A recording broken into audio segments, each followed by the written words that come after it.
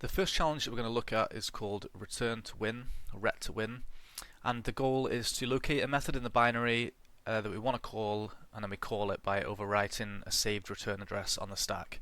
So a typical example of a challenge like this is you might have a binary that, say, takes some user input, and somewhere in the binary there's a hidden function called win or hacked or flag or something like that, and you want to find the address of that function and then overflow the buffer and overwrite the return address with the address of the function that we want to jump to. So I'm not going to go through all of this, the information on this page. There isn't too much to read anyway. And again, I'm not going to go through the beginner's guide, but we'll be covering some of the stuff from there. But if you want to have a read through that first, it would be recommended.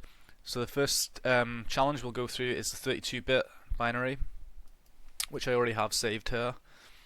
Let's have a look at the file type. See, it's 32-bit LSB executable. And something we'd often want to do first is run checksec to have a look and see what protections have been enabled. So we can see that NX is enabled here, so even if we did inject some code onto the stack, we wouldn't be able to execute it because DEP or NX has been enabled. There are no stack canaries that we need to worry about, no pi either, and we've got ASLR disabled anyway on this system. Although we shouldn't need that disabled for the challenges that we'll be running through. Rather than running checksec, another thing that we could do is run rabin2 and a capital I as the flag, and that'll give us the same sort of information here. If we run rabin2 again with the lowercase I flag,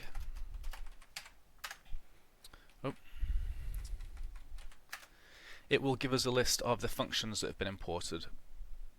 So we can see here printf puts system libc, so some interesting functions and libraries that we might want access to on this or in future challenges. If we wanted to have a look at user created functions in there, we can potentially do that using the QS flag, and then let's just try and run that. So you can see that gives us a list of all the functions there. We can, if we want to filter that down further, we can grep-ve imp-e, and then this is more likely just to give us a list of the useful functions here. For example, pwnme, ret2win, main. We may also want to have a look at the strings. So we could, if we run, as we would often do on CTF challenges, if we run strings, and even we could say strings greater than 8 characters to ret2win. We get a lot of strings there. We can see there are some potentially useful ones in here. We can see we're going to call bin cat flag.txt at some point, or there's a method in there which can do that. But if we want to just get a list of the strings which the programmer has entered into the binary as placed in the code, we can run rabin2-z ret2win, and that'll give us these strings that we saw at the top, which are most likely to be most important to us. I'll just show radr as well. If we run radr2 and ret2win, we can load this up, and in here if we do sim dot, we can see here the functions, so main, pwnme, ret2win. We can do pdd and have a look through some of the assembly here, so we can see some of the strings that we'd seen before. We can scroll up and have a look through the code and see what's happening at different whenever different conditions, different conditional statements in the code or different function calls and things like that.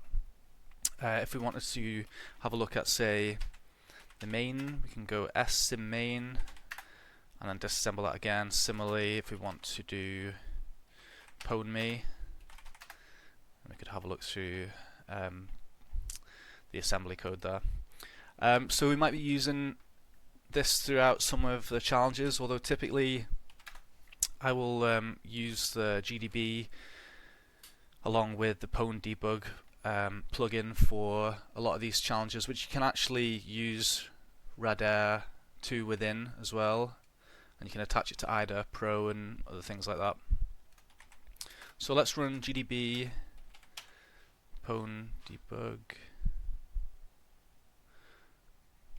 and ret2win. In here we can do info functions to get a list of these functions again, and if we want to have a look at the assembly, similarly we can disassemble. Let's disable this ret2win. Okay, so we can see that the ret2win actually calls system. Let's go back and disassemble pwndme. Okay, so yeah, we've got some puts calls, we've got some printfs, we've got read. We don't actually have any references to the ret2win function, which is the function which is going to print us the flag. So that's the function that we're going to want to jump to, and we now have the address for that function, as you can see there on the side. So although one thing before, if I actually run the program here and then disassemble that again, oh no, that's okay. Sometimes you need to run the program first just for the correct memory addresses to populate there, which isn't the case with this one. That's good. We could also just do p ret2win or p pwndme, and these will just grab those addresses for us. There might be system in there, so we did p system. And I believe we can search bin cat. Yeah, okay, so we can actually straight up search for the bin cat string in there as well. So if we wanted to make a call at some point to system and we wanted to pass in this string, we would have both these memory addresses ready just to put into the exploit.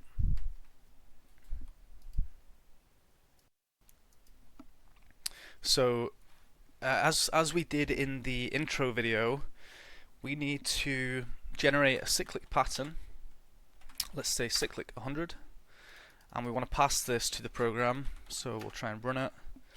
We'll enter in, we can see here it's telling us what the problem is. For my first trick, I will attempt to fit 56 bytes of user input into a 32 bytes of stack buffer.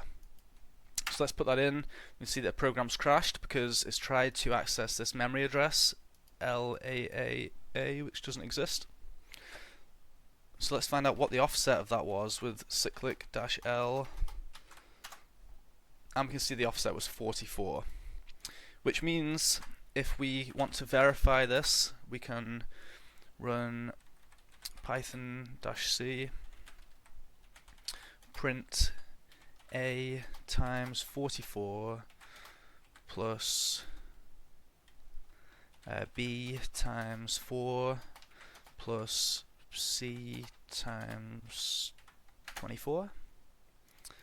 Let's take a copy of that. Let's run this again and paste that in. And this time we would see that we've written 44 A's until the EIP, where we've placed 4 B's, and then that's followed by C's on the stack. So we know we've got our offsets right, all our alignment is good. Now what we want to do is jump to the address. So we had the address of ret2win was this address here. So now let's try and do 44 A's followed by that return address. I'm just going to paste this in here because we need to write this in little endian format. And to do that, we need to do it the opposite way around. So instead of 8048 62C, we would have 2C 860408.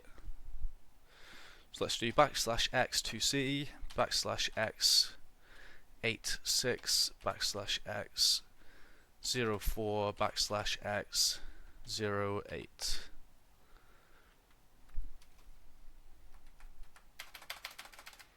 And if we print that, it's not going to print out properly because this doesn't represent ASCII characters that we can just copy and paste. So let's send that to a file called payload. And now if we run ret2win payload, you can see here that it's well done, here's your flag, and then we've got a legal instruction afterwards because we've overwritten the the valid return pointer. Again, we could do that inside pwndbg, so let's run payload now, and you can see there it's printed us out the flag, placeholder 32-bit flag.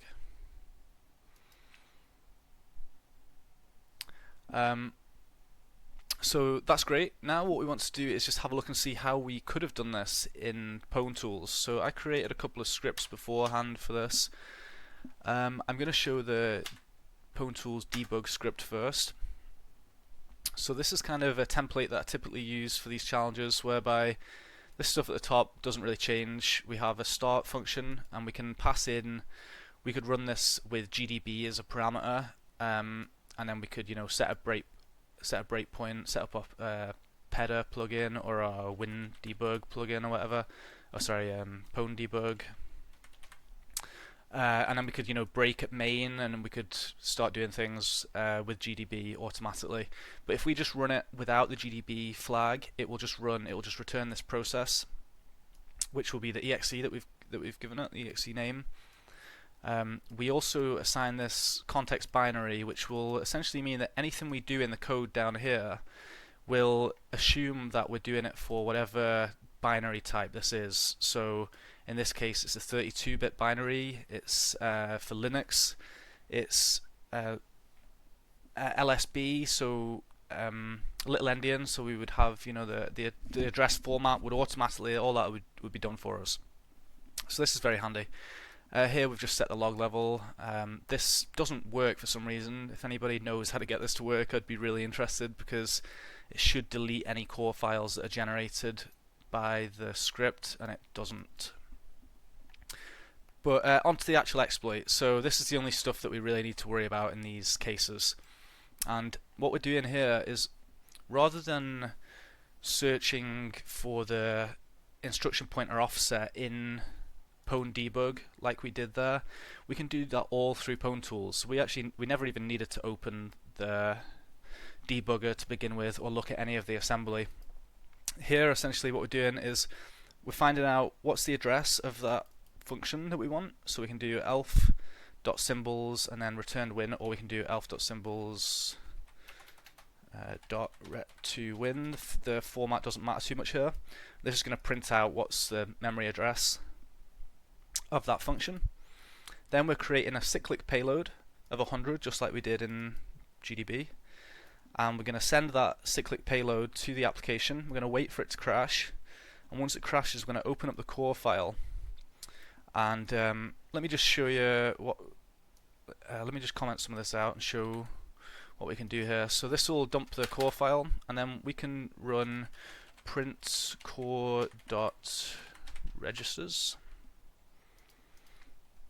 So I run Python pwntools debug. You can see here it's found the target address, which, if we go back and have a look, ret2win, it was 804.862c, and that's exactly what we have here. So it's found that for us.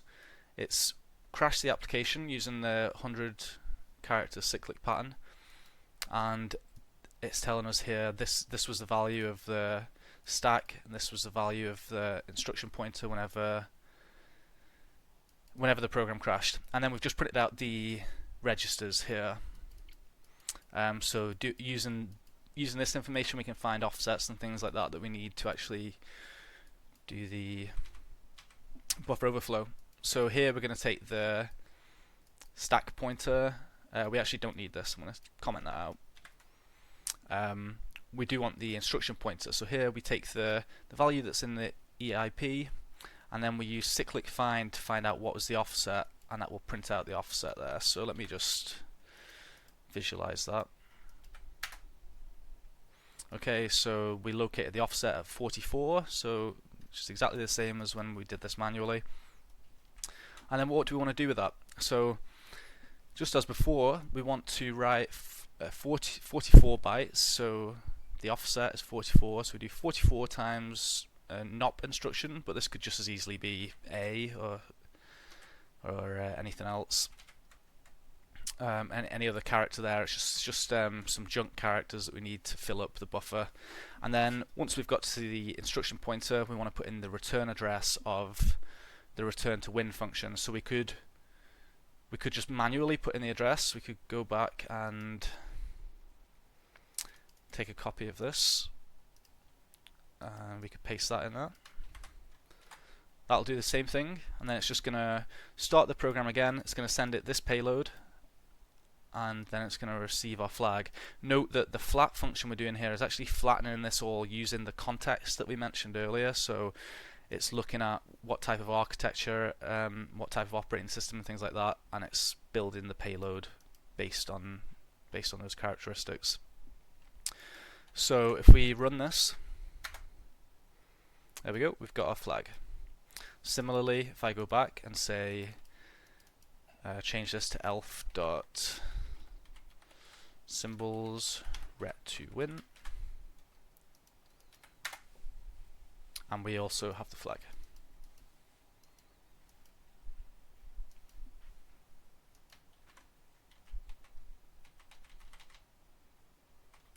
Okay. So if we close this down then, and then I have another script I created here, autopwn, which is just a far smaller script which does exactly the same thing really. So we manually put in our padding instead of using the cyclic find, and then we've just flattened the payload with that. So very, very small script. Here we're also writing the payload to a file, so let me just run that. Python autopwn gave us the flag, that's great. If we cat payload, that's the payload that it created to do that, and that means that we can now just run the binary locally and pass in payload, and you can see it will generate the flag for us. Okay, so let's move on to the 64-bit version.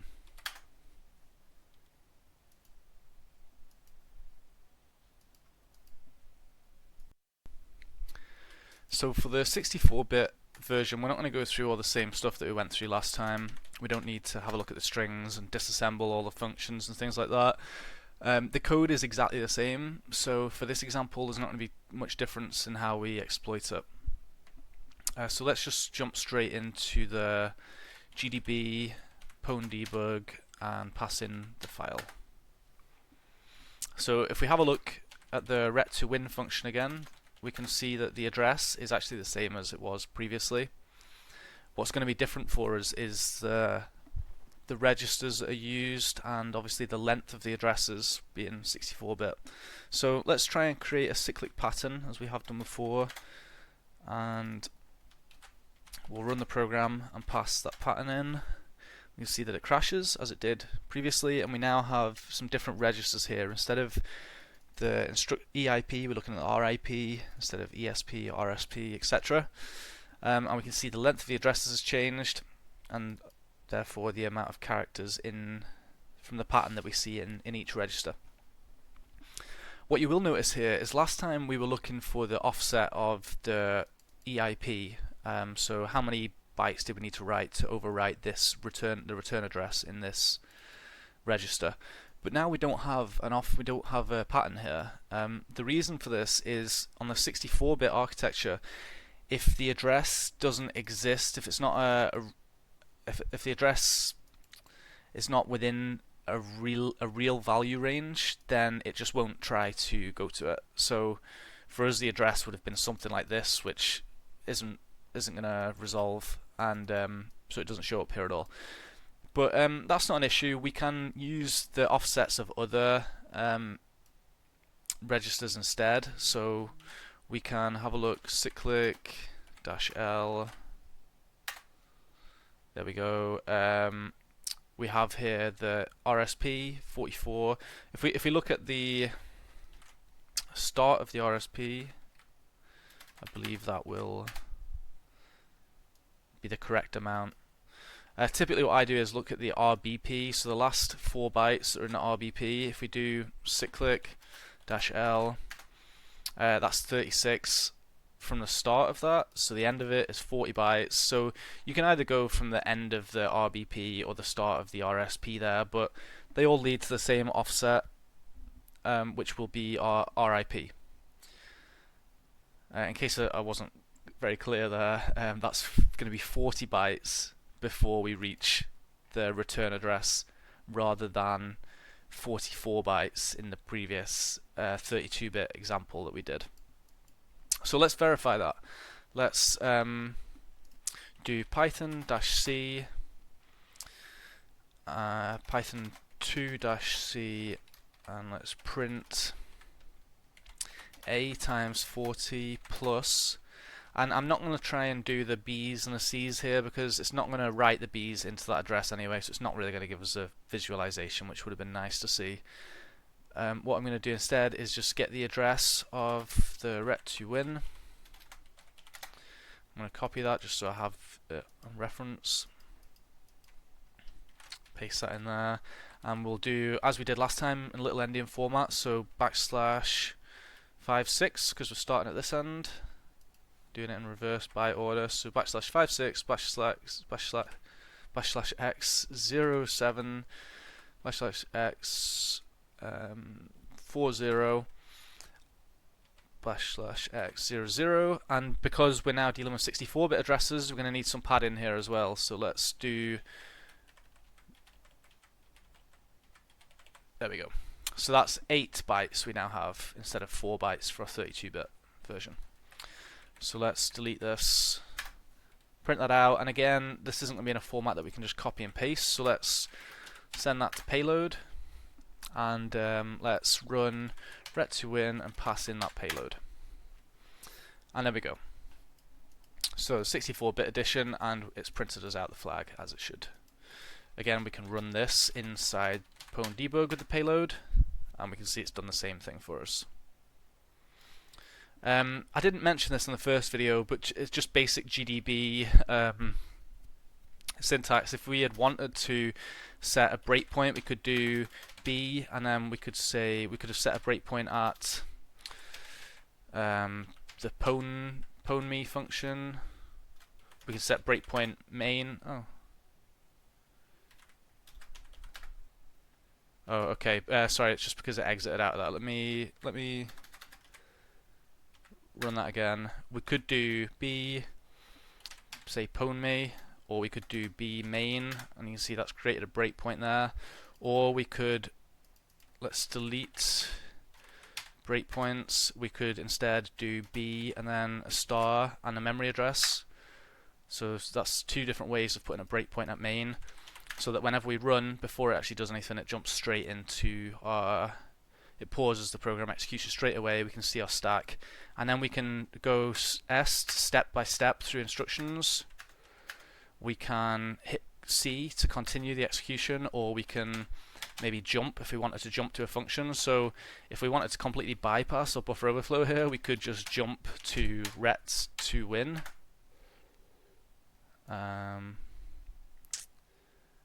Okay, it looks like they've set this specifically up so that doesn't work, but in some challenges you could do that. You can see that it has attempted to execute that function, but I guess you can't just jump straight to the program on this, or to the function on this one.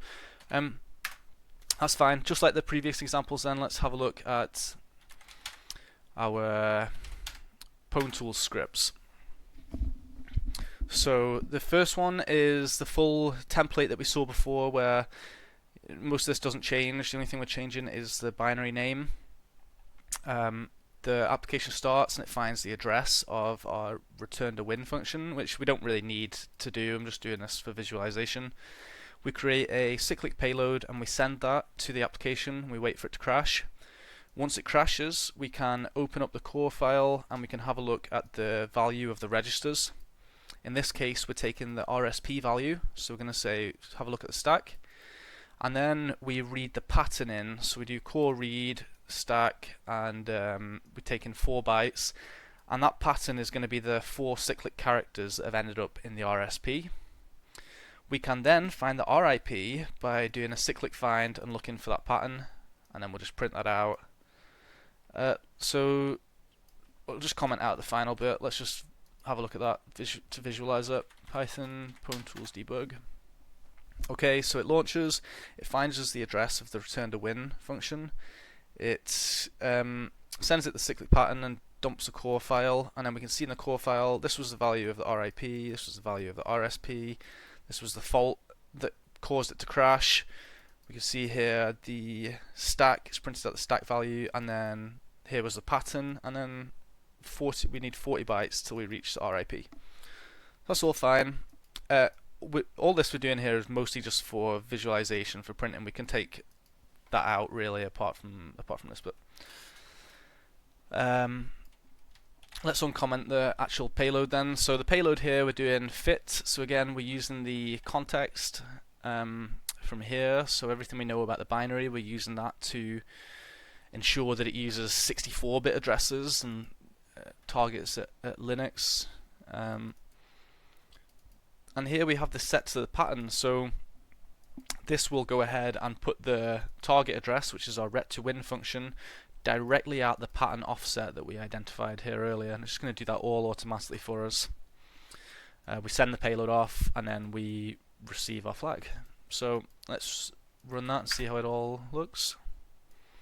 And there we go. You can see that that's printed out the flag for us.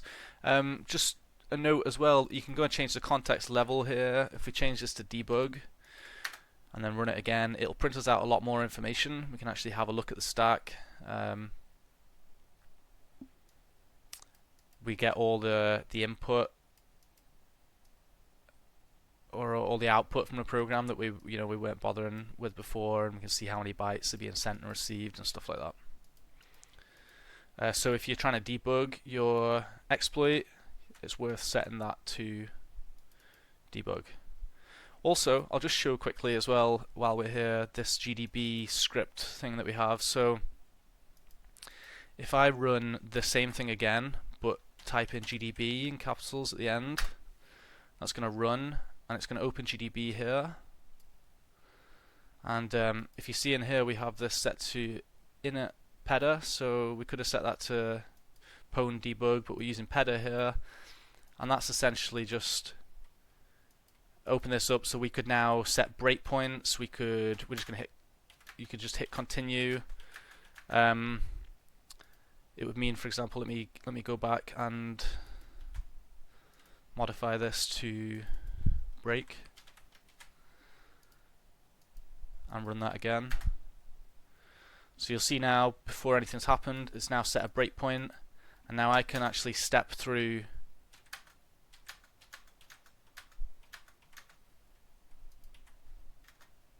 okay,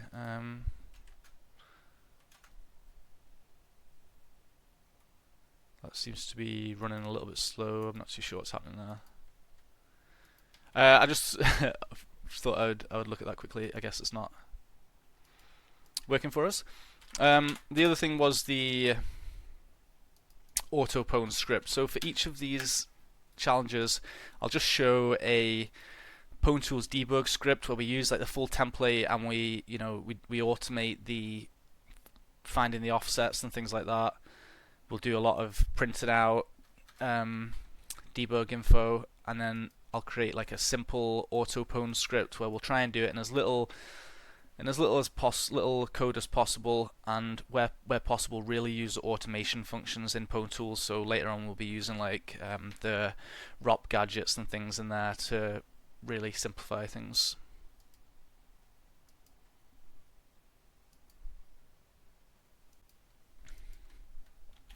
So if we run the auto-pwn, that just prints as a flag straight away, and it also printed that to the payload, so we can also run ret2win payload.